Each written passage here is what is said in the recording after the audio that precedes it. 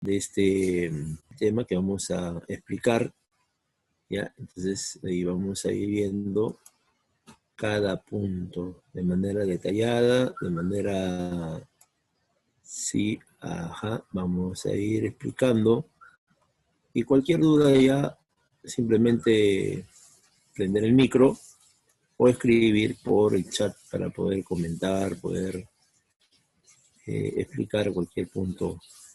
Aquí les he dejado una caricatura de la economía que es Adam Smith, la pesadilla de los liberales que es Carlos Marx, ¿no? Ahí también está los economistas como Keynes, ¿no? Keynes, y van viendo, analizando la economía, que es todo un problema, pues, ¿no? Todo un problema que a veces lleva a las crisis. ¿Y cómo solucionar esas crisis? A algunos no les gusta hablar de crisis, le dicen desequilibrio, ¿sí? Otros le dicen fallas del mercado, ¿ya? Pero su nombre verdadero pues es la crisis económica, ¿no? Que es la perturbación de todo el proceso económico, ¿no? En la caída de la producción, caída del empleo, del salario, el consumo, o sea, todo se compromete, todo el proceso económico se compromete cuando hablamos de una crisis económica, ¿ya? Bien, a ver, te escucho. Es conocer los planteamientos que han elaborado pues los diferentes economistas en diferentes épocas, ¿ya? Conocer esto, qué plantean, qué han explicado, ¿no? Cómo han entendido la realidad económica, sobre todo en la base, en su base. La base es la economía, ¿ya? Y que luego va a servir para el desarrollo de la ciencia económica. O sea, todo lo que los teóricos económicos han elaborado va a ser sistematizado, va a ser ordenado, seleccionado y le va a dar el sustento a la economía ya con carácter de ciencia, ya no como un conjunto de ideas, ¿no? Así desordenado, ¿no? Sino ahora como ya una estructura rigurosamente elaborada, siguiendo un método, ¿no? Hacia el objeto de estudio y en base a las leyes económicas que se van desentrañando gracias a estos estudios que han hecho los economistas, ¿no? El segundo punto, o el segundo objetivo, es que vamos a analizar las diferentes escuelas económicas, ¿ya? Que van a... Y estas escuelas económicas a partir de la etapa científica, es decir, a partir de un estudio más serio, más riguroso, más sistemático, ¿no? Es propio de la ciencia, ¿no? La ciencia tiene esas características, su rigurosidad, ¿no? Que es así, ¿no? Sistémico, con metodología, objeto de estudio, sus leyes y todo, no como una especulación, sino todo debe ser demostrado. Ahora, no en un laboratorio, obviamente, ¿no? Sino va a ser demostrado a través de la contrastación de las ideas, a través de la experimentación, pero una experimentación, una contrastación teórica en la realidad también. Así es, ¿ya?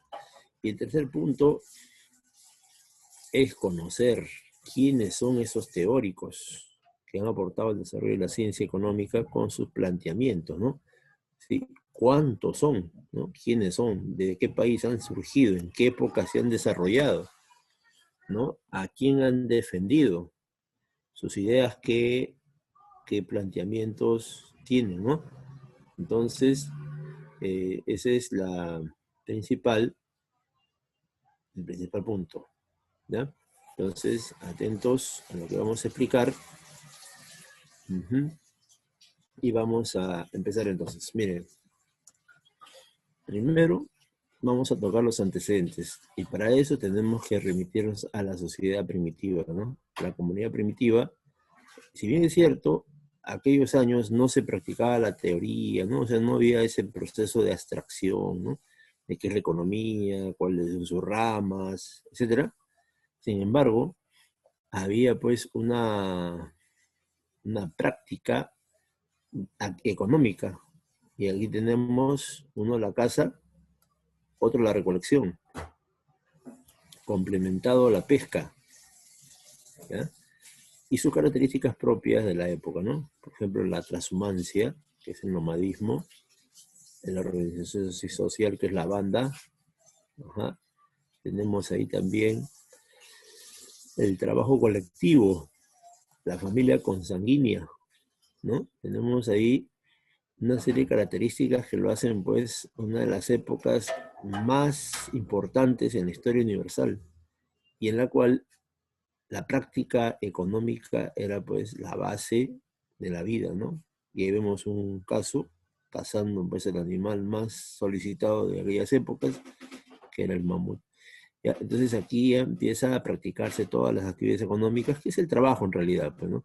Y luego, en la siguiente etapa, o sea, hace 10.000 años más o menos, surge la época llamada el esclavismo. Y en el esclavismo tenemos ahí sociedades muy antiguas como Mesopotamia, como Fenicia, los hebreos, China, la India, etcétera, ¿no?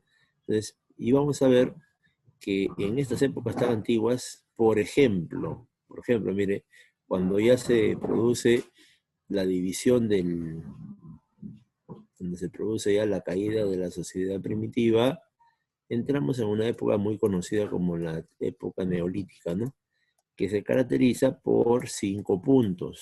5 puntos, mira, uno, quizás el más importante, se descubre la agricultura y la ganadería, lo cual hace inmediatamente que se cambie toda la vida humana, ¿no? Porque ahora son ya productores, de depredadores pasaron a productores, y ahí surge la propiedad privada.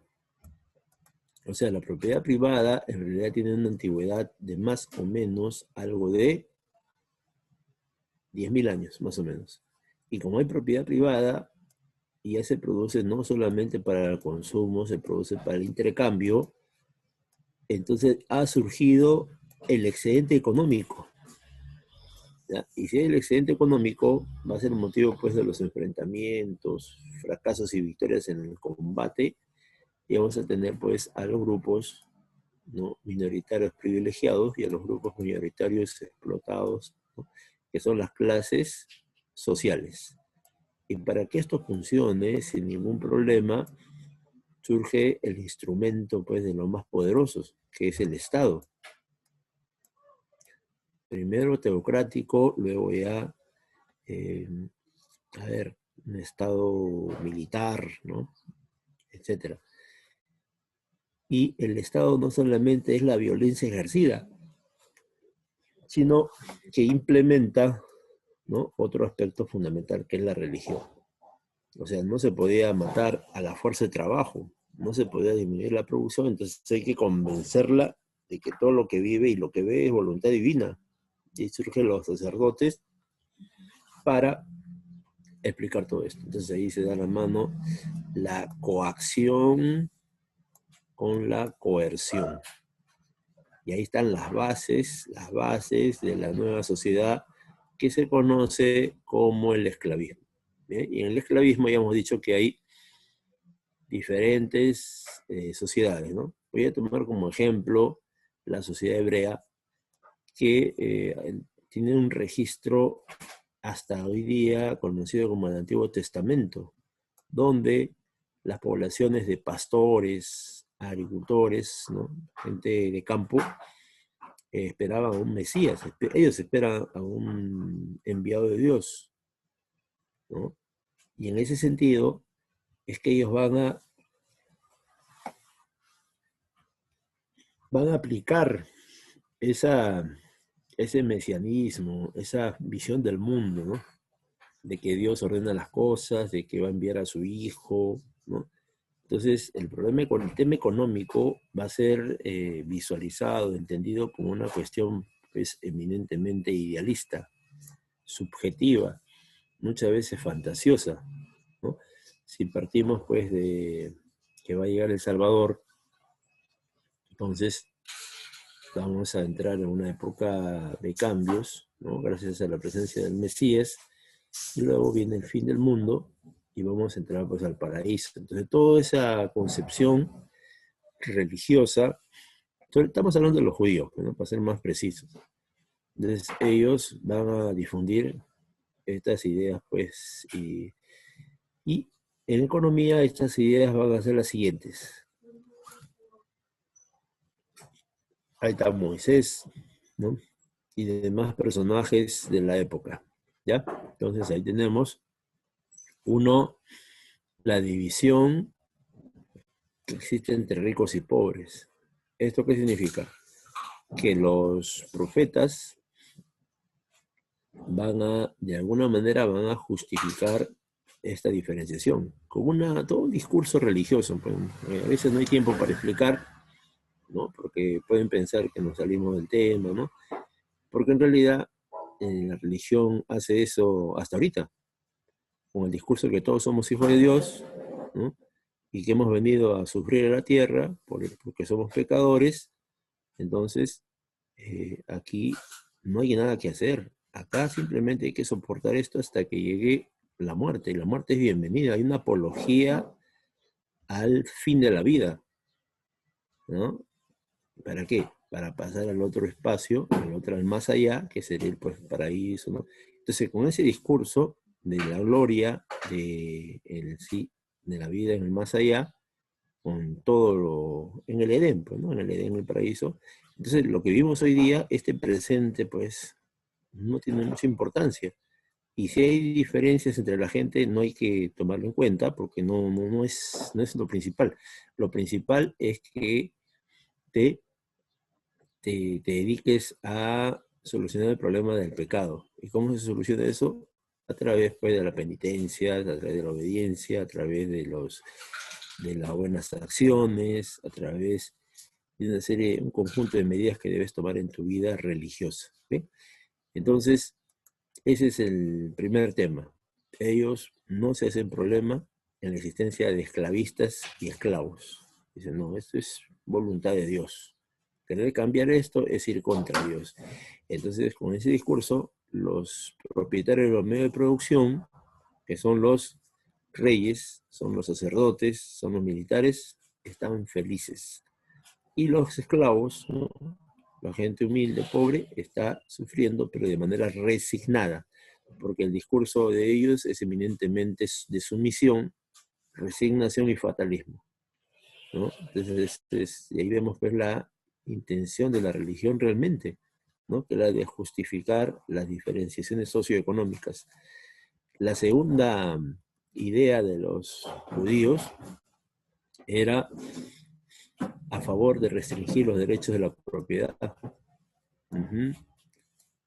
Sí, debía controlarse esto de la propiedad, ¿no? No podía pasar de una persona a otra persona, ¿no? Tendría que cuidarse la propiedad, sobre todo de los patriarcas, de los profetas, porque con el tiempo ya empiezan a acumular riquezas. Por ejemplo, no me van a decir pues que un Samuel, un David, un Gedeón, un Josué era gente pobre.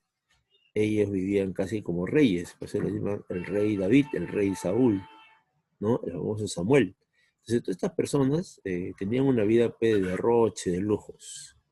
Y te voy a poner ejemplo al más famoso de todos. A ver, ¿quién me dice el más famoso judío, gran derrochador, gran personaje de la economía judía?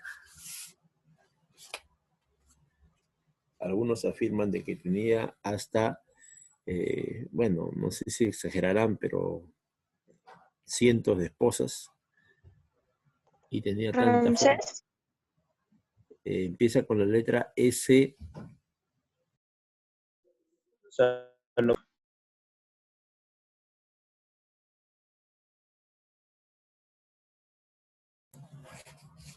Hasta hay películas de su vida, ¿no? Se llama El Rey Salomón. Sí, sí, les invito a que investiguen acerca del Rey Salomón y es uno de los personajes más adinerados en toda la historia económica de los judíos. Y ese antecedente hace que los judíos hasta ahorita admiren y tengan como característica ese aspecto, ¿no? Por eso cuando vas a ver un judío, este es destacado por el manejo de los recursos financieros, porque hoy día los más famosos judíos son industriales, son banqueros de carácter internacional. Y eso tiene su raíz acá, en estas épocas. Hace 4 o 5 mil años atrás, los hebreos planteaban ya, uno, la justificación de las diferencias socioeconómicas, dos, ¿no? Que la propiedad no puede estar así de mano en mano, ¿no? No puede estar, sino que debe cuidarse, debe restringirse ese derecho. ¿Y quién lo va a hacer? El Estado teocrático, el Estado de los patriarcas, ¿ves? Entonces ahí tienen bien clara la cuestión económica. También plantean principios rectores a los cuales pues muchas personas sienten admiración, ¿no? Y de hecho que sí, la justicia, ¿quién no va a admirar la justicia, no? Y ahí se conoce la sabiduría de algunos patriarcas, como el caso de Salomón, cuando, ¿no? le piden la tenencia de una criatura, en la cual dos mujeres afirman ser sus madres, la madre de esta criatura. Y Salomón, al no saber quién es la verdadera madre, plantea pues que al bebé deben partirlo en dos para que las dos mujeres se lleven una mitad cada una. Como dicen que los dos son mamás, entonces mejor se llevan una mitad cada una. Y en ese momento, cuando van a cortar al bebé, la verdadera madre plantea pues su desprendimiento, ¿no? La piedad, ¿no? El desprendimiento, el desinterés por salvar la vida de su hijo, ¿no? Y le entrega a la otra mujer. Y ahí es donde Salomón se da cuenta que ella es la verdadera mujer. Por eso dicen, ¿no? Dicen soluciones salomónicas, hablan de eso, ¿ya? También condenan los abusos que hay en el comercio, ¿no? Por ejemplo, ellos dicen de que la actividad fundamental de ellos es el pastoreo. Sí, la mayoría de profetas son personajes nómades que viven pues del intercambio de la carne, de la lana, del pellejo, ¿no? De los cueros. No solamente de ovejas, también había cabras, había vacas, etcétera, ¿no? Pero cuando ya empieza a venderse, cuando empieza a comercializarse, ahí es donde ellos se ponen preocupados, ¿no? Y empiezan a ver cuánto es lo que están vendiendo, a cuánto lo venden. Empiezan a hacer sus cálculos económicos y dicen, si ese comercio ya es elevado el precio, ahí hay un abuso ya.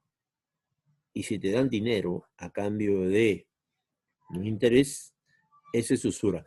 O sea, los religiosos de aquellas épocas empiezan a condenar esto porque ellos vienen de actividades económicas antiguas, que es el trueque, ¿no? Que es una actividad básica, fundamental, súper antigua. Entonces, cuando plantean eso el comercio, ven que algunos se enriquecen, ¿no? Y ahí está pues el anterior punto, que es los derechos de propiedad, ¿no? O sea, ahí choca un poco ver a una persona que era de clase baja, incrementando sus ganancias hasta alcanzar pues una riqueza, porque sí, va a haber comerciantes pequeños, medianos y grandes, y así se va a desarrollar. Entonces esos grandes ya no es cualquier comerciante, ya es un hombre poderoso. Y eso les preocupa a los jefes judíos, ¿ya? Y lo que es más rápido de amasar dinero, sin comprar nada, solamente tener la plata, los metales, y prestar el dinero, prestarlo. Y ahí vas a acumular gran cantidad de ganancias sin tener mucho capital físico, me refiero, ¿no? Por ejemplo, animales, establos, sin tener, por ejemplo, terrenos, ¿no? Simplemente cuentas con el dinero y eso lo vas a trabajar, lo vas a prestar, y ahí están las ganancias, ¿ya? También se colocan en contra del embargo de la ropa, ¿no? Como muchos no pueden pagar sus deudas, entonces, ¿qué hace el prestamista? Le quita sus túnicas, le quita sus sandalias, ¿no? Le quita toda esa ropa que ves ahí, su cinturón, se lo lleva como parte de pago. ¿Y cómo lo dejan? Lo deja desnudo al judío. Entonces, eso se va a prohibir, ¿no? Con el tiempo se va a prohibir porque eso está afectando al trabajador. ¿Qué trabajador va a poder desenvolverse pues, sin ropa? le quitan su arado, le quitan sus herramientas de trabajo, entonces esta persona está condenada pues a la muerte y de esa manera se perjudica la economía de ese pueblo. Por lo tanto, los judíos, ¿no?, reaccionan frente a ese embargo. No se puede embargar, a ver, productos fundamentales, ¿no? Como es el vestido, las herramientas de trabajo. Ujú. Eso se va a prohibir, ¿no? Así es. Ahora, el desarrollo de estas ideas ya va a alcanzar su nivel máximo en Grecia. Pero los griegos, por si acaso, jóvenes, los griegos no sacan sus ideas del aire. Ellos no las inventan, sino que ellos van a conocer a los mesopotamios, van a conocer a los egipcios, a los fenicios, o sea, van a conocer todas las sociedades del Mediterráneo, ¿no? Ahí están también los romanos, están los pueblos vecinos, ¿no? Los macedónicos, etcétera. Entonces, en esa convivencia, lo que sí van a aportar los griegos la, eh, es la, es el aspecto, pues, de sistematizar todos estos conocimientos. Sí, estos conocimientos del mundo antiguo van a ser sistematizados, van a ser eh, ordenados, ¿no? Y van a ser escritos. O sea, va a haber una preocupación de poder ordenar todos estos conocimientos económicos que ya practicaban todos los pueblos de la época, ¿ya? Por ejemplo, los mesopotamios tenían un comercio, tenían a los prestamistas, tenían pues un comercio internacional que se practicaba ahí en el Sigurat, ¿no? El Sigurat no es solamente un templo, ustedes ya saben por historia universal de que era primero el templo, obviamente, era un centro de observación astronómica para predecir el tiempo, era un banco, es el primer banco en la historia universal, porque ahí se ahorra y se presta semillas, abonos, herramientas. Es un gran almacén de la época por el tamaño que tiene. Ahí se guardan pues los excedentes económicos. ¿Y quién lo controla? El sacerdote. Y también podemos decir, en base a la historia universal y todos los estudios de los arqueólogos, de que era un centro de peregrinación e intercambio comercial internacional, por lo cual, ¿no? Arribaban a esos lugares, pues, gente de todas partes, y ahí están los griegos también. Los griegos también están en esos lugares. Exacto, a eso quería llegar. Mire, por el chat ya están interviniendo, siguiendo la hilación de la clase, y eso es muy interesante del joven postulante Apu, ¿no? Que vaya sacando toda su información, ¿no? Y lo va contrastando, pero en función a lo que se está explicando. Sí, sí, ese es muy interesante. Y aquí hay una pregunta, ¿no? Justo los sigurats. Los sigurats, como estoy explicando, tienen esas características, ¿no? Son 5 características. Ahora, vamos a deducir. Si hay el comercio internacional, a ver, ¿habrá un solo idioma o varios idiomas? Son muchos idiomas los que confluyen en ese lugar. ¿Por qué? Porque ahí están las mejores mercancías. Están ahí la venta de esclavos, está la venta de animales, la venta de telas, que vienen de todos lados y se concentran alrededor del templo. O sea, aparte de la liturgia, aparte de todo eso, la actividad económica alrededor de estos templos a nivel mundial, porque también pasaba en Caral, también pasaba en Chavín, también pasaba en el Coricancha, ¿ya? Oiga, también pasa en Semana Santa, también pasa alrededor del Señor de los Milagros. Hay una actividad económica pujante, muy desarrollada, ¿no? Hay mucho intercambio en esas ceremonias religiosas. Y el Sigurat, en realidad, es el centro donde se reúnen todas estas personas. Razón por la cual los judíos, cuando son llevados a la zona, ellos, en su desesperación por todo ese sufrimiento que llevan, interpretan de manera ya particular a los sigurats y le cambian de nombre. Son los judíos los que le van a colocar pues el nombre de la Torre de Babel, Y ahí van a empezar a explicar, bueno, desde un punto de vista ya muy particular, ¿no? De su religión, que ese pueblo hereje, ¿no? Ese pueblo de los babilónicos, ¿no? Es, bueno, todas sus características, pero lo de fondo es que al no creer en Jehová y tener sus propios dioses, como en el caso de Marduk, ¿no? Uno de los dioses más poderosos de los mesopotamios, y es ahí donde ellos van a plantear eso del castigo de Dios, que origina la presencia de diferentes idiomas para que no se comuniquen. Pero eso sabemos pues de que no es cierto, ¿no? Todos saben de que la lingüística, el estudio del idioma, explica que el origen de este se produce gracias a que los pueblos en su relación con el medio ambiente, la geografía, van creando, ¿no? Van creando, van innovando, van aportando palabras nuevas que al final se van a reunir todos como un idioma, ¿ya?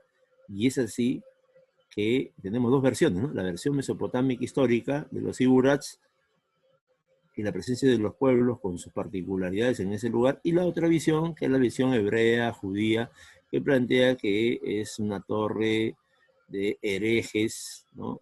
Y por lo tanto Dios castiga eso, dividiéndolos en idiomas, ¿no? Cuando todos sabemos de que los grandes comerciantes que tenían sus diferentes idiomas tenían sus traductores, ¿no? Tenían traductores que facilitaban el comercio entre pueblos fenicios, ¿no? Pueblos babilónicos, pueblos también judíos, ¿no? Pueblos griegos, romanos, etcétera, ¿ya? Entonces, ya centrando más en la cuestión económica, ¿no?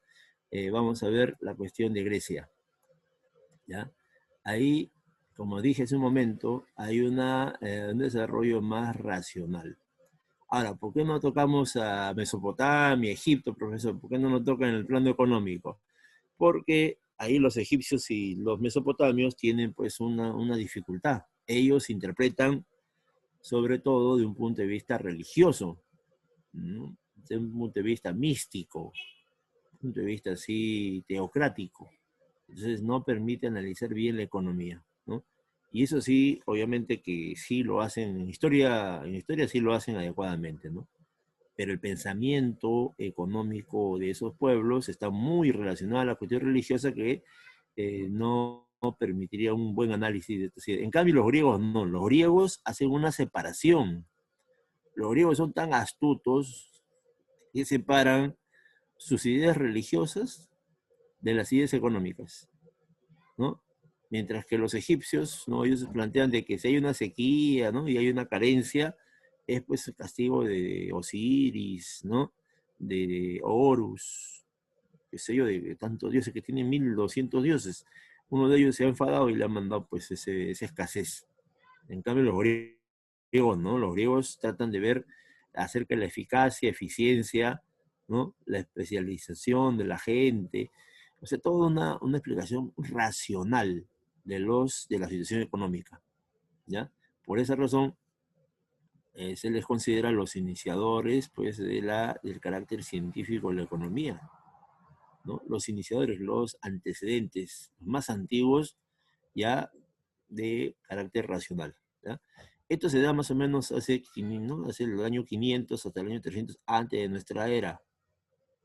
Ahora, ¿qué pasaba en esa época? Una época de guerras, ¿no? Una época donde los griegos estaban en conflictos internos, externos, ¿te acuerdas, no? Las famosas guerras del Peloponeso, las guerras médicas, las guerras, bueno, y encima internas, porque también se ha detectado que en Grecia todo no era tranquilo, también los esclavos también se rebelaban, ¿no? Hasta niveles de guerras internas, guerras civiles. Entonces, ese contexto es el que va a permitir que los filósofos, ¿no? A ver, ¿te acuerdas de Sócrates, Aristóteles, todos esos filósofos, Heráclito, Demócrito, planteen como miembros de la clase dominante, ¿no? Y su preocupación principal era la administración de los recursos, ¿no? Planteen un punto de vista muy esencial y básico y elemental, ¿no? Que es la eficiencia. O sea, no perder tiempo, no distraerse, no derrochar las energías, no desperdiciar los recursos, o sea, hacer bien las cosas. Ese era su centro de atención en la economía, ¿no? Ser eficiente, trabajar de manera adecuada, ¿no? Entonces, ahí está la eficiencia económica, gran preocupación de los filósofos griegos, y también organizativa, ¿no? Desde el momento que se dedica ya a la agricultura, ganadería, artesanía, etcétera, etcétera, la gente debería organizarse para eso, no espontáneamente, cuando se pueda, esperando la voluntad de Dios, ¿no? Que Júpiter nos va a ayudar, perdón, Zeus nos va a ayudar, ¿no?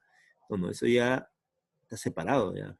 Una cosa es la adoración a esos dioses y otra cosa es la actividad económica, ¿no? Ah, y los griegos, para remate, ellos tienen un punto de vista amoral, o sea, su razonamiento está al margen de lo bueno y lo malo. Ellos lo que buscan es la cuestión práctica, ¿no? Los resultados. Si vamos a hacer esto, no es por bueno o por malo, sino qué vamos a obtener a cambio. ¿Mm? ¿Qué beneficio? ¿Qué va a haber de resultado? Entonces tienen una visión del mundo antropocéntrica, ¿sí? El caso muy distinto pues de los egipcios, los mesopotamios, ¿no? Que eran ya de carácter más místicos, más religiosos, y eso interfiere pues en una adecuada interpretación de los fenómenos económicos de manera, ¿no?, adecuada. Sí, entonces ahí está la diferencia con los griegos. Ujú. Claro, así es. Los griegos son politeístas, ¿no? También tienen muchos dioses, pero como repito, esos dioses no son mezclados con la actividad económica.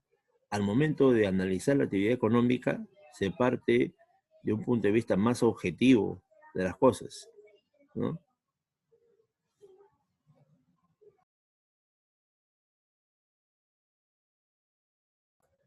Si bien es cierto, están los dioses que van a ser una especie de complemento a sus actividades. Por ejemplo, los pescadores no solamente están hablando pues de las corrientes marinas, están hablando de la temperatura del agua, sino que también piensan en el famoso Poseidón, ¿no? Claro, están pensando en eso también, pero eso no es determinante, ¿no?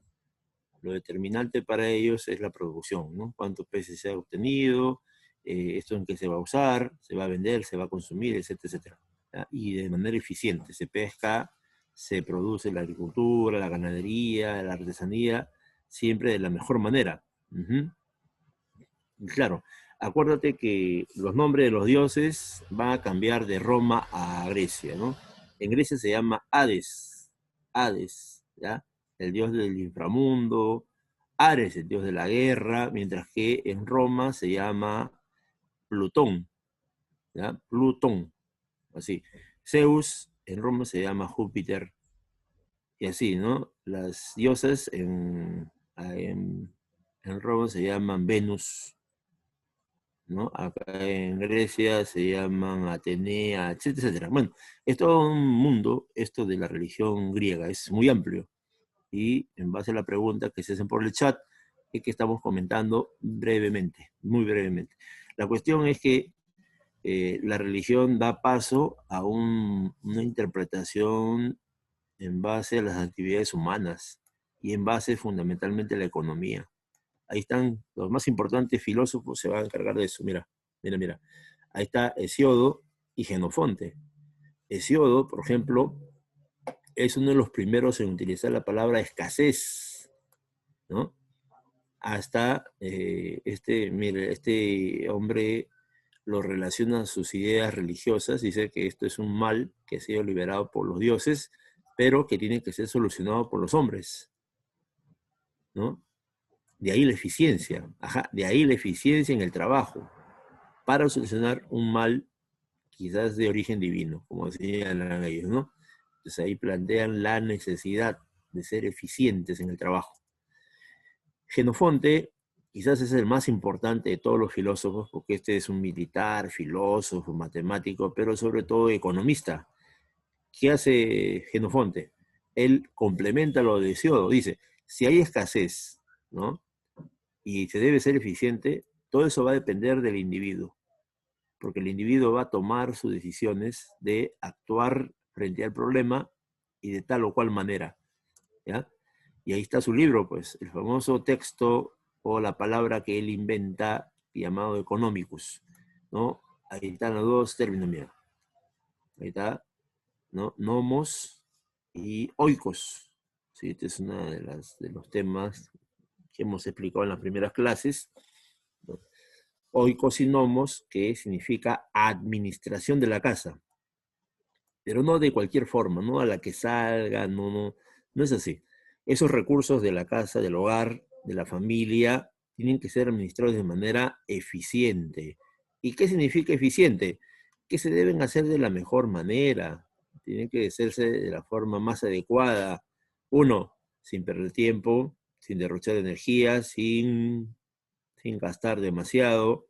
Todo tiene que ser bien pensado. De ahí su carácter racional de los judíos, de los griegos, que es lo más destacado en este antecedente económico de las doctrinas, ¿ya? Ahora, Platón ya es más avanzado en el campo económico, ¿eh? ¿Sí? Platón realiza un estudio de la estructura política y económica del Estado.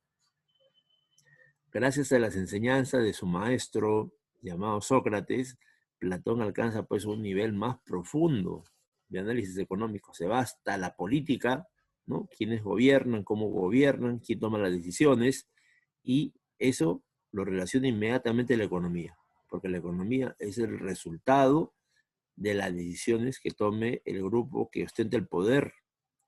¿Ya? A ese nivel llega Platón, ¿no? Y eso lo escribe en su libro La República, donde plantea la presencia pues de una ciudad, ¿no? Donde todos se han especializado. Todas las personas no son todistas, no son lo que pueda, como puede, etcétera, no. Sino que ahí hay artesanos que se dedican solamente a esa actividad. Los campesinos son especialistas del agro, los ganaderos son especialistas de la crianza de animales. Los metalúrgicos, esos trabajan solamente con el cobre, el bronce, etcétera, etcétera. ¿Ya? Los sacerdotes, esos nunca meten la mano en la agricultura ni nada más, solo se dedican a la liturgia, a temas religiosos. Entonces ahí con Platón se profundiza el tema de especialización y la división del trabajo. De aquí va a sacar la idea central Adam Smith. O sea, Adam Smith no descubre este tema, Adam Smith lo desarrolla solamente, porque ya hace más o menos casi 2500 años atrás, los griegos ya lo habían planteado en la figura de Platón, y está escrito en ese libro de la República. Entonces, ahí plantea la presencia de un estado ideal. El estado ideal es aquel donde los que dirigen, la sociedad, los miembros del Estado, se basan en un liderazgo sabio y eficiente. ¿Ves? La palabra eficiente no se desprende del discurso griego, está en todas partes, desde Hesiodo, Genofonte, Sócrates, Platón lo lleva ya a un nivel más importante, ¿ya?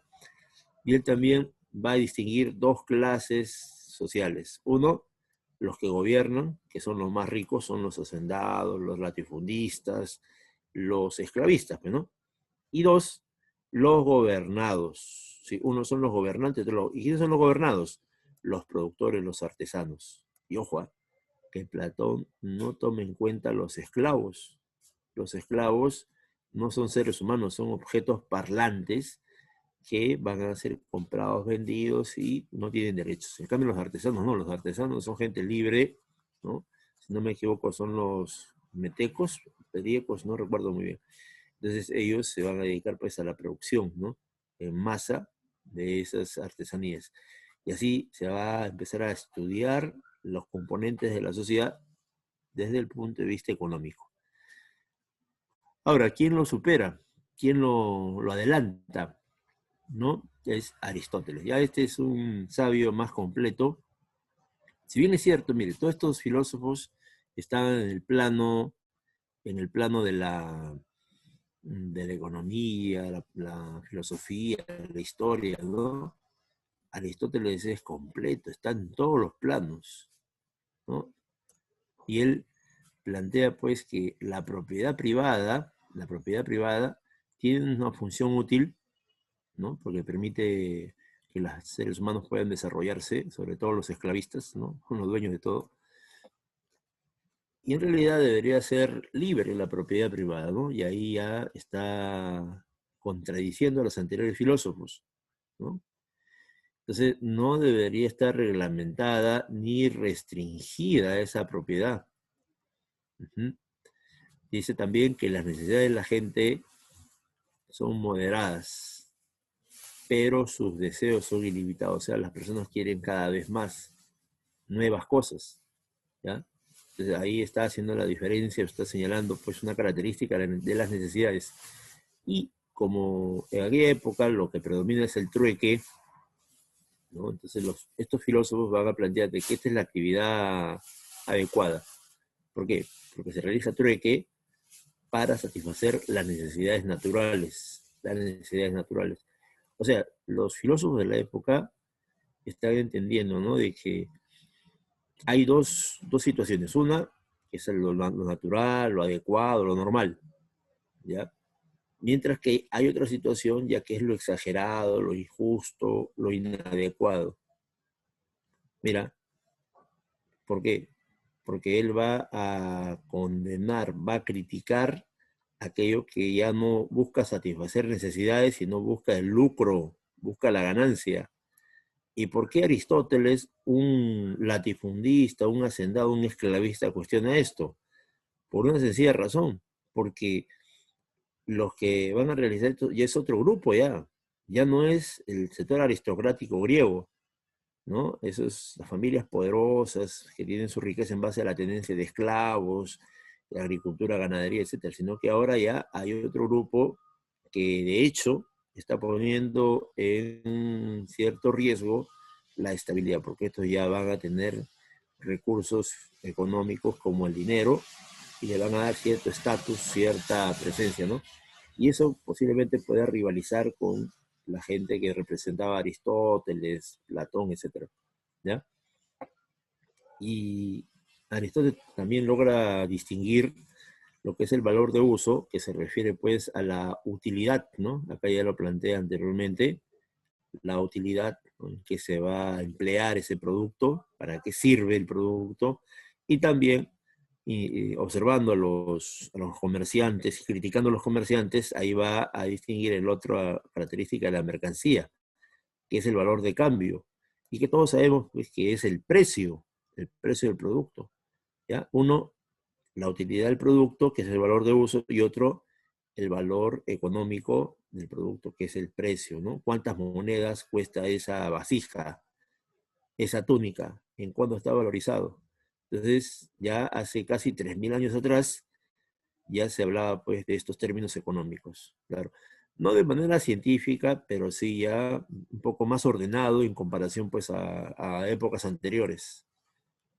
Ahora, en Roma hay un gran avance de toda la economía, pero sustentado en el aporte más destacado de los romanos, que es el derecho.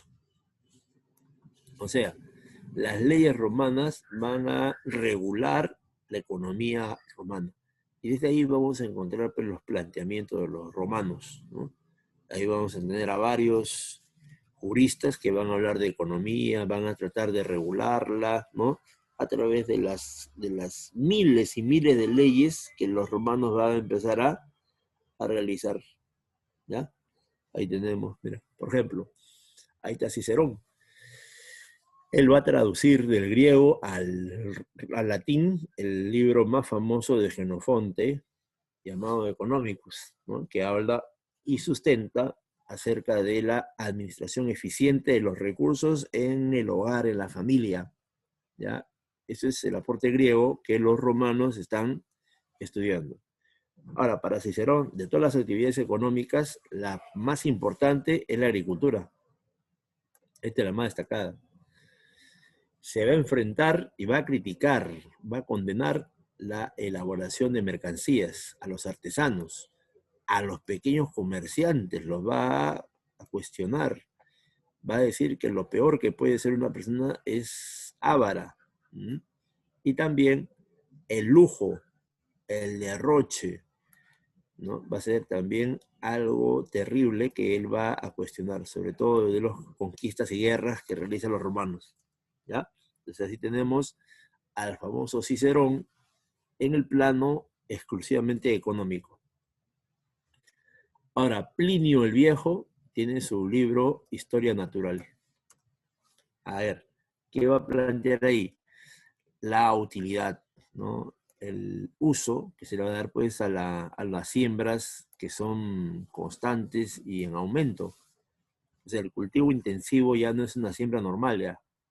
Él recomienda que las siembras deben ser de manera más organizada, más adecuada y no solamente una, tienen que haber 2, 3 siembras al año, lo cual significa una mayor especialización en el campo agrícola. Y eso ya lo plantea Plinio el Viejo hace casi 2.500 años atrás. Pero también va a condenar el latifundio que va a ser cultivado por manos serviles y esclavas. O sea, lo que plantea Plinio el Viejo es que esas chacras tienen que ser cultivadas con la mejor mano de obra. ¿Quién es la mejor mano de obra? El que recibe pues un pago a cambio. ¿Por qué? Porque las manos serviles y esclavas son gratuitas. Y si alguien trabaja así de manera gratuita, lo hace de la peor manera, ¿no? Desganado, desmotivado, etcétera, etcétera. ¿Ya? Razón por la cual Plinio plantea una crítica a ese tipo de agricultura. Es enemigo del lujo, enemigo de la bonanza, enemigo del derroche, la pomposidad. También detesta la moneda y está en contra de importar mercancías extranjeras. Ya, cuando escuchas esto de estar en contra de la importación, de hecho, que este economista, este jurista romano, está defendiendo la producción de su zona, quizás de su familia, quizás de sus amigos, ¿no? De su localidad. Porque al importar mercancías vas a perjudicar a esa zona de producción. Y si esa zona de producción es tu familia, son tus amigos, estás chocando con tus propios intereses. Entonces tiene que ser rechazado, tiene que ser, criticado, ¿no? La importación no es bien visto por los romanos a la cabeza de Plinio el Viejo. Luego sigue Virgilio, mira, Virgilio es autor de uno de sus trabajos llamados Geórgicas, ¿sí? Ahí va a hablar y va a hablarnos mucho de la vida rural, ¿no? La cual él va a sentirse como algo muy favorable, muy adecuado, ¿sí? Es lo más recomendado. Y también él plantea que debe volver a Roma aquellas condiciones agrarias más sanas. ¿A qué se refiere con condiciones agrarias más sanas? ¿Mm? Él plantea eso de volver a esas actividades antiguas, donde no había pues el comercio, no había la usura, sino que se producía ¿para qué? Para comer, se producía para sobrevivir, ¿ya? Aquellas épocas se produce con ese objetivo. Y él le llama a eso las condiciones agrarias más sanas, ¿ya? Ese es Virgilio, aquellas épocas. Y ahora tendríamos que entrar ya al pensamiento económico feudal. Sí, como ven, no es sencillo el tema, es amplio, y ahí estaríamos hablando ya del pensamiento religioso. A partir de la caída del Imperio Romano y a partir de la institución del Imperio Carolingio, ya ahí se estructura ya todo el feudalismo. Y el Imperio Carolingio pone al centro del análisis no solamente económico, también social, cultural, etcétera, a la Iglesia Católica. De ahí la importancia de los padres de la Iglesia Católica, porque son el centro ideológico principal de casi 1000 años de historia humana, ¿no? Y ahí está uno de los más antiguos, que es Agustín de Hipona, ya ha sido sacralizado, ¿no? Y este es uno de los personajes que está con la patrística, ¿no? La patrística. Ahora, ¿qué va a pasar? ellos van a mostrar el camino hacia la teoría subjetiva del valor. Esa teoría que hoy día es desarrollada por los neoliberales, los neoclásicos, es aquí, en el feudalismo, que tiene su inicio. Aquí es donde por primera vez se habla de que el valor de una mercancía no solamente es de los costos que ha demandado su elaboración, sino de la utilidad. Mire, qué interesante esto de la escolástica y el feudalismo, ¿eh? Ya los sacerdotes se daban cuenta, ¿no? O argumentaban en todo caso, que el producto, ese producto, esa mercancía, ese zapato, por ejemplo, no solamente vale lo que ha demandado hacerlo, ¿no? El valor del cuero, el valor de la tinta, el valor de los hilos, el valor del pegamento y el valor de la mano de obra. No solamente esos 100 unidades hay que pagar por eso, sino que a la vez tienes que pagar otro precio por la utilidad del zapato. Entonces, 50 más porque es un zapato, ¿no?, que tiene tal uso, sirve para tal cosa. Entonces, a eso le llaman la teoría subjetiva de valor, que ya se inicia en estas épocas. Y estamos hablando pues del siglo VI, siglo VII, después de nuestra era. Entonces, él también va a plantear que las necesidades se determinan individualmente. Y cada producto, cada cosa recibe un valor diferente proporcionado a su uso. Ahora, quien lo complementa y también obviamente que lo supera es el padre de la Iglesia Católica llamado Tomás de Aquino. Todo está escrito en su libro portentoso Suma Teológica. Ahí es donde va a fusionar las ideas de Aristóteles con la religión. O sea, ese pensamiento aristotélico tan racional, tan ordenado, ¿no?, tan fundamentado, todas esas ideas, ¿qué va a hacer este escolástico? Lo va a traer a la Iglesia Católica y así, de manera sencilla para explicarlo, va a elaborar el cuerpo doctrinario de la Iglesia. Cuando nosotros leemos todo lo que hizo Tomás de Aquino, está presente en toda la lectura el pensamiento aristotélico, el pensamiento de Aristóteles, ¿ya? Y es Tomás de Aquino, en base a estos planteamientos aristotélicos, ¿no?, ligados pues a la Biblia, ¿no?, así, una fusión, ¿no?, del pensamiento aristotélico y la Biblia, lo va a fusionar los dos y va a salir pues la doctrina católica, ya que es un producto ya más elaborado, ¿no?, una producción más especializada. Entonces, ¿qué va a hacer? Reconciliar la religión con la propiedad privada y la actividad económica. Recuerde que antes de ellos, ¿no?, los pensadores griegos, romanos, ¿no?, ellos estaban criticando siempre eso de la usura, ¿no?, de la propiedad privada, siempre y cuando no choquen con su propiedad, criticaban, ¿no?, que otros tengan propiedad así, poco a poco vayan acumulando. Y aquí, Santo Tomás de Aquino ya calma las aguas, en el sentido ya de que hace posible que la iglesia empiece a acumular gran cantidad de riqueza. ¿Sí? Es a través del pensamiento de Tomás de Aquino que la iglesia, lo que es una iglesia pequeña, se convierte en la iglesia más poderosa y más grande del mundo. ¿Sí? Pero a nivel general, a nivel civil, o sea, a nivel no religioso, sí, condena que la gente esté pensando en la propiedad privada, pero la iglesia no. La iglesia sí tiene la potestad de tener feudos, tener, a ver, sus establos, tener las ofrendas, ¿no? Sobre todo piedras preciosas, ¿no? Diamantes, por si acaso. ¿Ya? En cambio, a las demás gentes, si las demás gentes están pensando, pues, ambiciosamente en tener más tierra, más riquezas, ¿no? Eso sí es cuestionado, ¿ya? Sí, eso de la ganancia es pecado ya. Y también condena la desnudez, ¿no? Perdón, él es partícipe de la desnudez, ¿no? Él es, cuando ve un cuerpo desnudo es algo natural, algo normal, pero no puede sobrevivir así, por lo tanto, ahí está la vestimenta para que se complemente con el cuerpo humano.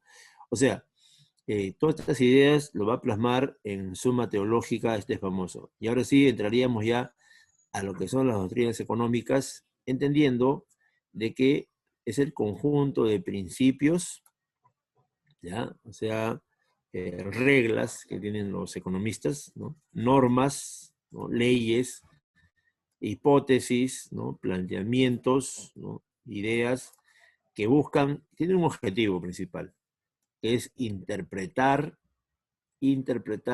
una realidad económica, pero no en cualquier época, sino en una época determinada, con años así fijos, ¿no?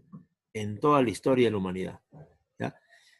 Entonces, los economistas, al plantear todas estas ideas, no lo hacen, pues, ¿no? En cualquier lugar, en cualquier época. Ellos son el reflejo del momento que están viviendo. Si ellos viven la revolución industrial, no van a plantear, pues, no van a plantear ellos, pues, la inflación, no van a plantear ellos, por ejemplo, mm, la dictadura del proletariado, no van a plantear ellos que el Estado domine la economía, el absolutismo, no, no, no. Si la gente vive la revolución industrial, que es el primero, se da el cambio económico y después el cambio ideológico, ellos van a plantear todas las ideas favorables hacia esa revolución industrial. Por ejemplo, ¿eh? Van a entronizar, van a radicalizar ese tema de la especialización, que también conocemos como la división del trabajo. ¿Ves? Igual, años después, en los países más pobres de Asia, como Rusia, ¿no? La gente humilde no va a plantear, pues, que vivir en un palacio, que viajar por todo el mundo, eso no corresponde. Lo que ellos plantean son ideas que están de acuerdo al momento histórico que están viviendo. Si viven un momento histórico de opresión, viven un momento histórico de miseria, de atraso, tienen que plantear, pues, la solución a esos problemas. Por eso son economistas, ¿no? Por eso son gente racional, intelectual. Entonces van a analizar el problema y van a plantear los economistas la solución. ¿Cuál es la solución? En la Rusia zarista, a esa situación de miseria y pobreza, que se socialicen los medios de producción. ¿Y cómo se logra eso? A través de una dictadura del proletariado. ¿Y cómo se instaura la dictadura del proletariado? A través de una guerra civil, que es la toma del poder usando la violencia política, etcétera. ¿Vio? Entonces, cada ideología no es general para todos. No existe una doctrina económica que abarque todos los intereses de todo el mundo. Eso es falso. Las doctrinas económicas van a responder a ciertos intereses de determinadas clases sociales en determinadas épocas del desarrollo social, épocas en la historia de la humanidad. ¿Bien? Entonces eso tiene que quedar claro para que no te sorprendan y te digan, pues, de que existe un enfoque económico neutral, que no se mete en política, que ellos no hacen política, que ellos solamente ven las cuestiones técnicas. Ese es falso, recontra falso. Solamente a una persona que recién está empezando, lo pueden sorprender, ¿no? Quizás uno muy jovencito, ¿no? Que todavía le falta leer esto de las doctrinas, las ideologías políticas. A él quizás lo pueden sorprender y lo pueden engañar, ¿no? Pero ya uno que ya está estudiando, ya tiene ya, ¿no? Un cuarto, quinto secundaria en el APU, ya está quizás medio ciclo avanzando, ya ese joven ya difícil que lo sorprenda, a menos que sea ya muy despistado, ¿no? ¿Sí? Pero eso no creo que suceda con nosotros. Nosotros entendemos las doctrinas económicas como planteamientos que defienden intereses de determinada clase social en determinada época histórica. Y eso no es solamente una idea que voy a señalar, sino que voy a demostrar a través de cada a través de cada doctrina económica, cómo es que eso se cumple. Mira, aquí se demuestra en esta clase. Y aquí está, pues, la doctrina mercantilista. A ver, en pantalla, a ver, respondo por el chat. La doctrina mercantilista es una doctrina que defiende intereses del campesinado, defiende intereses, a ver, de los esclavos o defiende intereses de los burgueses europeos. Al ojo Burgués. nomás. Claro, muy bien, Defiende los intereses señorita. de los burgueses. Exacto, muy bien, estimados alumnos. Así es. La doctrina mercantilista surge para defender intereses de los grandes comerciantes europeos, sobre todo los italianos, los ingleses, los franceses, los alemanes, pero no para todo el mundo, sino justamente para que ellos sigan amasando las fortunas que lo van a caracterizar en ese comercio internacional, que es las importaciones y las exportaciones. Y de ambas actividades, la más destacada y la que debe realizarse siempre son las exportaciones. Así plantea, mire. Entonces, ya con la primera doctrina estamos viendo, pues, ¿no?, cuál es su intencionalidad, qué es lo que busca, cuál es su objetivo. Y eso, evidentemente, algunas personas no lo van a señalar porque piensan, pues, de que la doctrina mercantilista era para beneficio de toda la población, cuando sabemos, pues, que hasta los artesanos, muchos de ellos son explotados, maltratados, ¿no? Miren, aquí vamos a ver, uno, esta doctrina surge, así como el humanismo, así como el renacimiento, así como la reforma. El mercantilismo es la respuesta de la burguesía en el plano económico, pero ¿contra quién? Contra el feudalismo. La burguesía está decidida a destruir al feudalismo, pero ¿para qué? ¿Para buscar la justicia social? ¿Para buscar la equidad de la humanidad? ¿Es así lo que busca la burguesía? Nosotros ya sabemos por historia, filosofía y economía, sabemos que eso no es cierto. La burguesía lo que está buscando es amasar, es recaudar la mayor cantidad de ganancias y hacerse los más ricos de Europa. Pero de toda Europa, ellos son aproximadamente un 10% nomás, exagerando, ¿ah? Porque en Francia, oiga, no son ni el 10%, ¿no? Entonces, así va a ser. El mercantilismo va a surgir para enfrentar al feudalismo y para respaldar, empujar y desarrollar el sistema o modo de producción capitalista, donde la burguesía saca el mayor provecho, ¿no? Sí, por esa razón crea su propia economía, la economía que va a refutar, pues, las ideas del esclavismo, va a refutar las ideas antiguas, ¿no?, que le perjudican. Y todo esto se da en 1400 más o menos. Se desarrolla en 1500, 1600 es su apogeo, y 1700 ya empieza a decaer ya. Porque en 1700 surge otra ideología, otra doctrina que va a cuestionarla. Muchos pensarán que es Italia, ¿no? Muchos dirán, profe, ¿y Venecia, Florencia?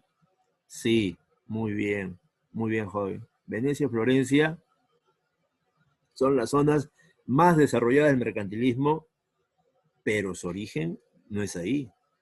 El origen del mercantilismo es en Inglaterra, que luego pasa a Francia, Italia, Holanda, Bélgica, etc.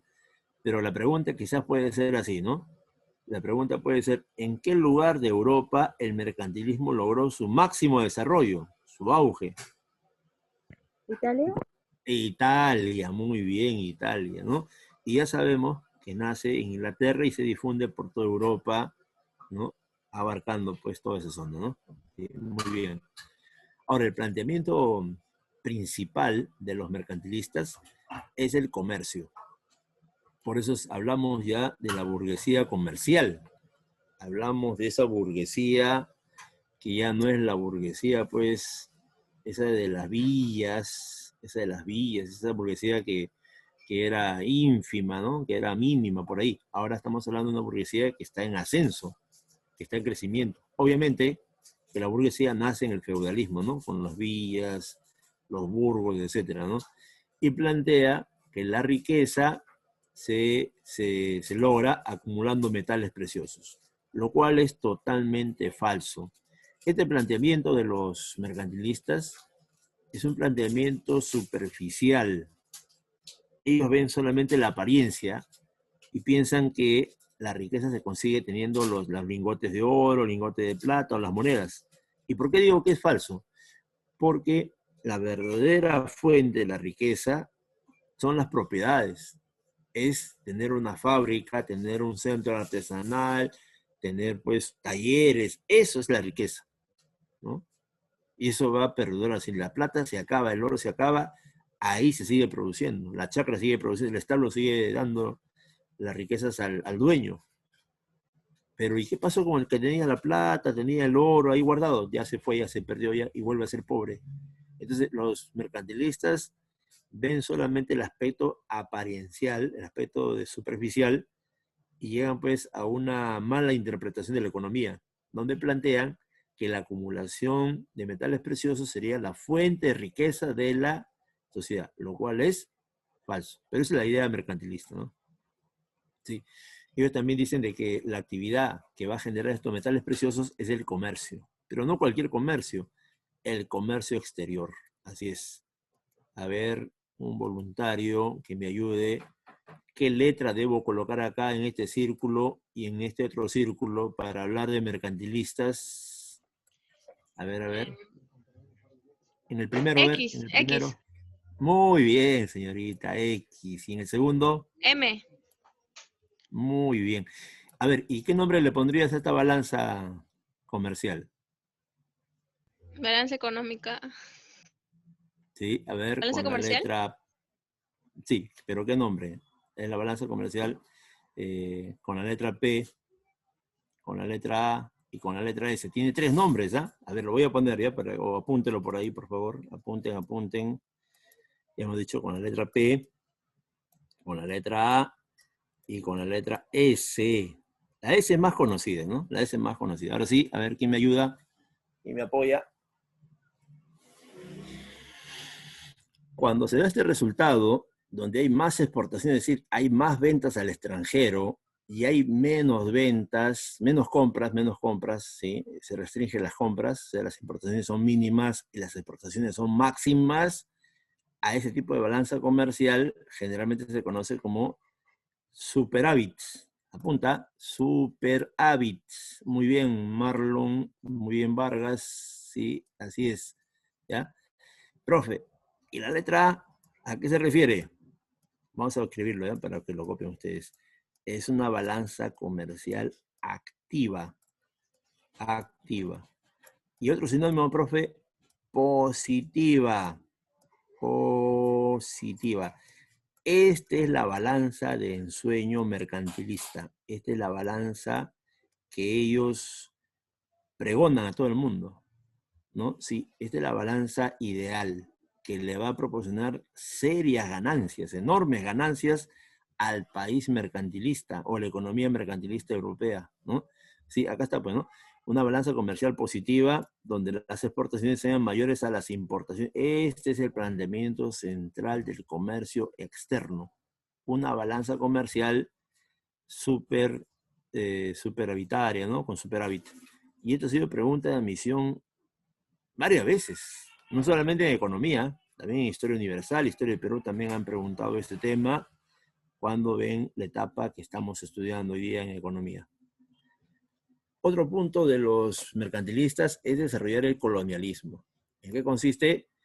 Saquear, robar, extraer metales preciosos a través de las guerras, para lo cual se preparan, pues, ¿no? Se preparan, ¿sí? Por ejemplo, Inglaterra le roba sus tesoros a los españoles, ¿ya?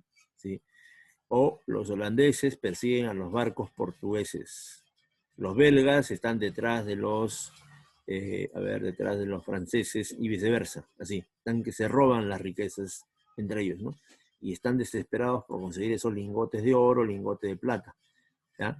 Y también lo que es el dominio de los pueblos nativos, por ejemplo, los hindúes por parte de los portugueses son esclavizados. Los españoles aquí en el Tahuantinsuyo, imponiendo el virreinato y el más grande saqueo en la historia universal de oro y plata. Y justamente estamos cerca, estamos a más o menos 5 días. 5 días para conmemorar, recordar y reflexionar sobre la llegada de los españoles al continente americano, que muchos siguen hablando pues de descubrimiento, conquista, encuentro de dos mundos, ¿Qué pero pasó? nosotros, muy bien, ¿ves? Mira, ahí otra característica más, nosotros planteamos un proceso de guerras totalmente desleales, traicioneras contra el Tahuantinsuyo, contra el Imperio Azteca y contra los mayas. Como dice la señorita, una invasión, y así con sus letras mayúsculas, ¿no? Que es un proceso de ingresar violentamente hacia un lugar y matar, robar, quemar, violar a sus habitantes. ¿Para qué? Para robarles sus riquezas naturales, sobre todo los metales preciosos, que tanto aztecas, mayas y incas tenían pues en abundancia, ¿no? Miles y miles de kilos adornaban los tesoros de estas sociedades. Sí, y eso se llama colonialismo del mercantilismo.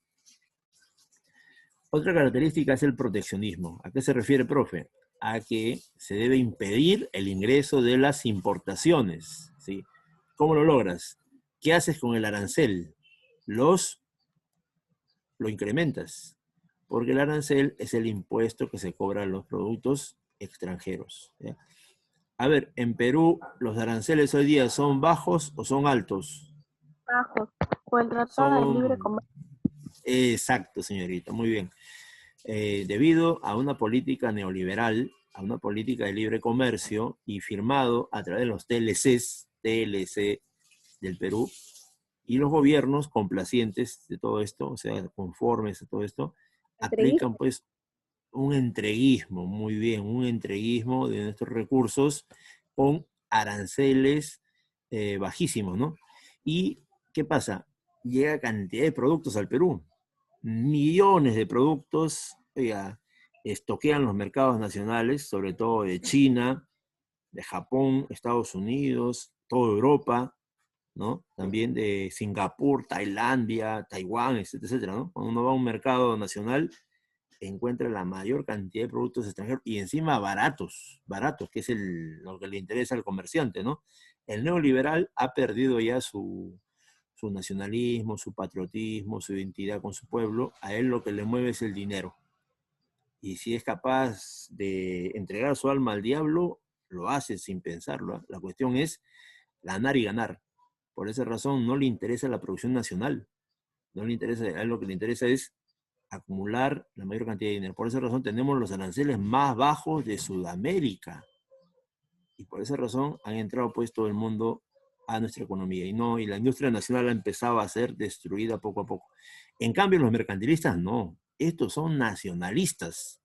Estos defienden su producción interna con uñas y dientes. Y de esa manera, ¿qué pasa? Incrementan los aranceles. Así es.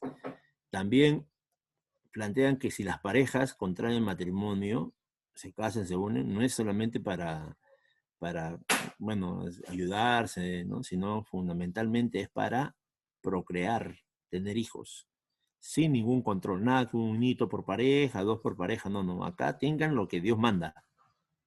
¿Y cómo va a ser? Quizás cada año un hijo, así, 3, 4, 5, 6, si 10, tienes 12, mejor, 15, ay, aleluya, ¿no? Sí, entonces plantean el crecimiento. A ver, ¿cuál es la razón de eso? ¿Qué está buscando el mercantilista cuando le dice a las parejas que tengan los más hijos posibles? Mayor de mano de obra barata. Mano de La obra. mano de obra, muy bien, sí. Y también contar con gente que va a entregar su vida, porque ellos están con las guerras permanentes en aquella época. Necesitan soldados ideologizados, ¿no? Pagado un sueldito miserable para que vayan a entregar su vida en defensa, disque, de la nación y conquistando nuevos territorios. Ajá, sí, ese va a ser el asunto principal, ¿verdad? Bueno, los representantes más importantes son Jean-Baptiste Colbert en Francia. Este es uno de los destacados. Sí, fue ministro del más poderoso rey de la época. Uh-huh. Este es el que va a impulsar el comercio e industria francesa. ¿Sí? Su nombre se relaciona al proteccionismo porque él disparó los aranceles, apoyó la industria francesa, o sea, mejor los talleres franceses, ¿no? Frente a un feudalismo muy desarrollado en Francia, quizás el más importante de Europa. El rey, buscando más dinero para hacer todo lo que ellos están acostumbrados, que es el lujo, las guerras, impulsó, ¿no? El desarrollo económico nacional. Y eso se llama colbertismo, por si acaso, ¿ya? Que es el mercantilismo aplicado a Francia, ya particularmente. El segundo, también famoso, es Thomas More. Este de Inglaterra, ya. Este señala que la forma de la riqueza son los tesoros, es el comercio exterior, ¿no? Y todas las ideas que plantea el mercantilismo. Antonio de Montchetrien es uno de los más importantes, quizás uno de los más destacados, porque fue el primero en ¿qué? En hacer un estudio de la economía política después de 1000 años de desconocimiento feudal, ¿no? Atraso, rechazo del estudio, ¿sí? Porque en esa época la iglesia hacía una apología a la ignorancia y perseguía a todos los pensadores que no razonaran en base a la Biblia, los quemaba, los calumniaba, los asesinaba, los torturaba. Ahí está pues la Santa Inquisición, ¿no? Ahí está la orden de Jesús, ¿no? Asesinos profesionales de la Iglesia Católica, persiguiendo y calumniando a nuestros cerebros. Miren, hoy día, ayer ha salido, muchachos, ya los premios Nobel. En la época feudal, a ver, ¿qué harían con esta mujer que ha ganado el premio Nobel de Física? Una astrofísica ha ganado el premio Nobel el día de ayer. Muerto. Claro, la hubieran condenado ya a la hoguera ya, por tener tantos conocimientos, porque la mujer es inferior. La mujer no puede igualarse al varón. Claro, la misoginia feudal, el machismo feudal, simplemente hubiera condenado a la hoguera a esta señora que el día de ayer ha obtenido el premio Nobel en física y es la cuarta mujer que lo logra y es uno de los ejemplos femeninos de tanto avance y estudio. ¿Bien? La obra de Montchetrien se llama Tratado de Economía Política, ¿sí? Un estudio más sistemático, más ordenado de la economía y a ese le da pues el título de haber recuperado la economía, porque en 1000 años de feudalismo, adiós economía.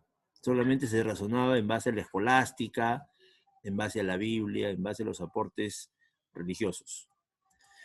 Luego tenemos a Antonio Serra.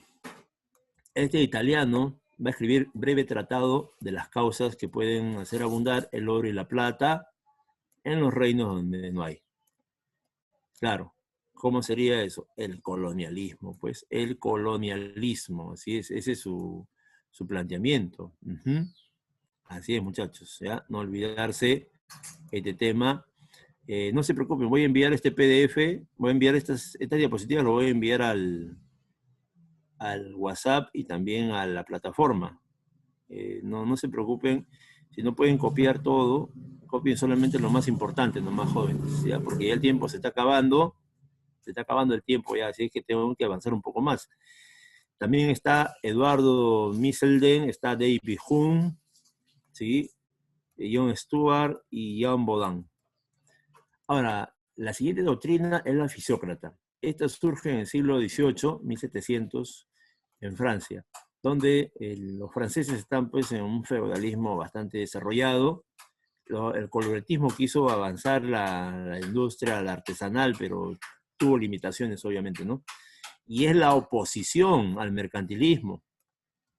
¿Por qué razón? Porque todo se centra en la chacra, en la tierra. Sí, ahí dice que lo más importante de la economía no es el comercio, es la agricultura. Y de la agricultura se obtiene el fruto, conocido como el producto neto.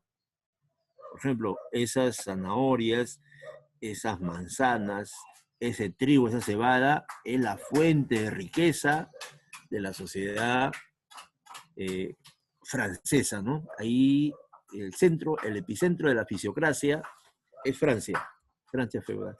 Y los beneficiados con todo este discurso son los terratenientes, pues, ¿no? Los perjudicados, la burguesía comercial, los campesinos, a los cuales solamente se le da el título de que son productores, pero de ahí su vida miserable no cambia.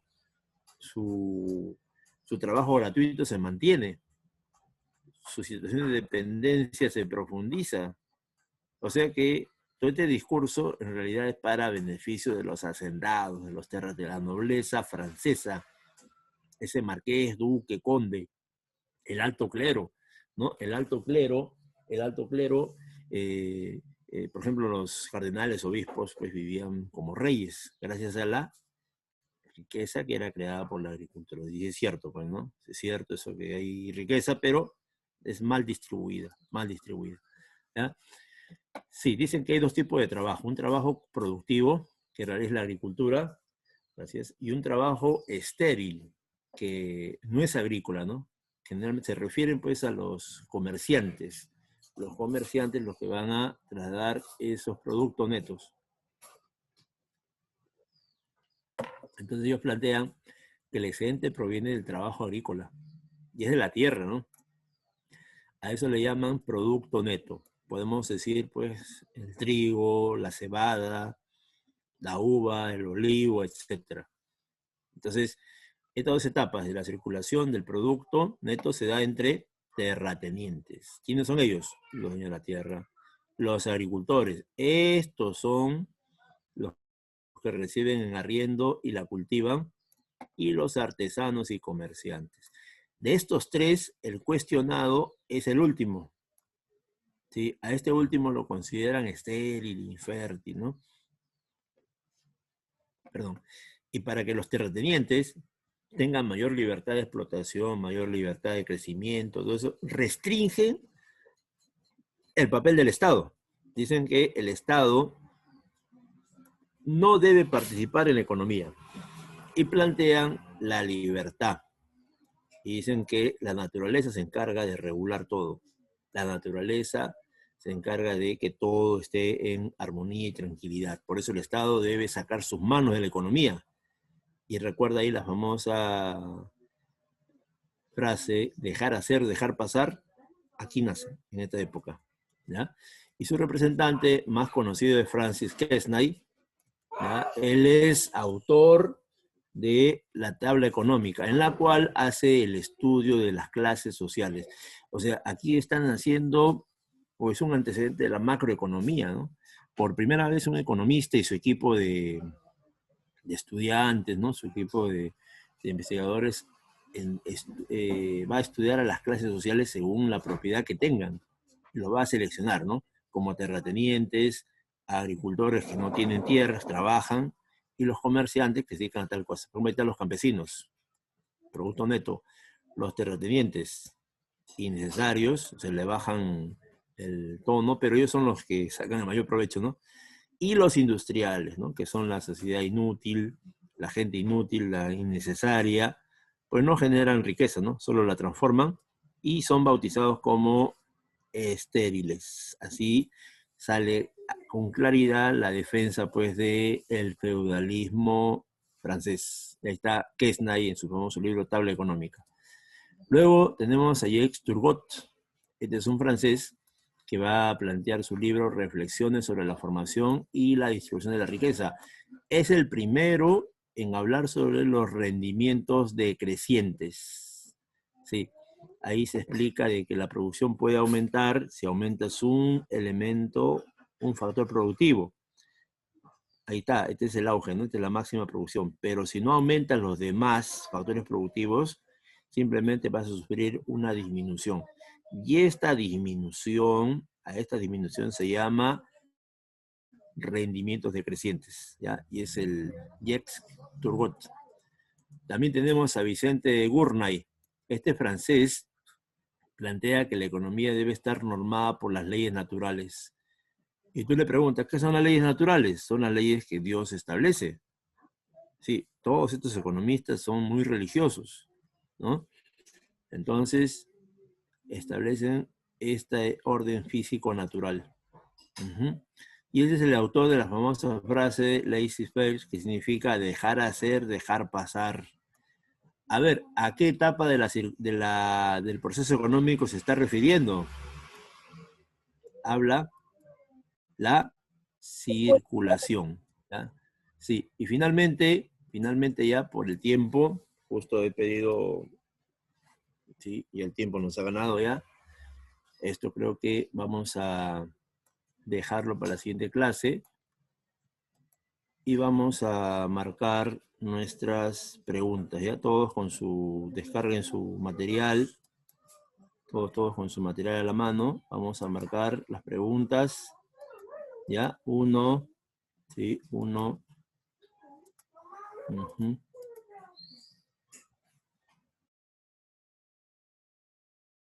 Ya, empezamos entonces. Ahí tenemos doctrinas económicas. Vamos a marcarlas. ¿Ya? Empezamos con la número 1. Todos con sus... ¿Ya? Sí, empezamos entonces. Número 1 dice: la fisiocracia sostenía que la prosperidad de una nación provenía de la marca De eso. la agricultura. Muy bien. 2.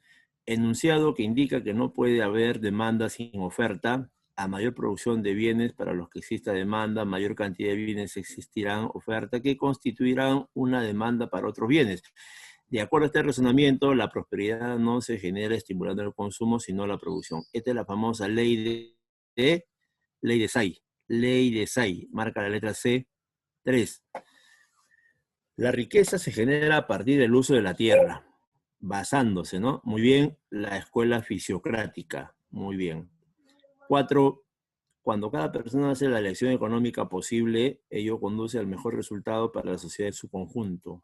Muy bien. Es un planteamiento liberal, ¿no? Verdadero.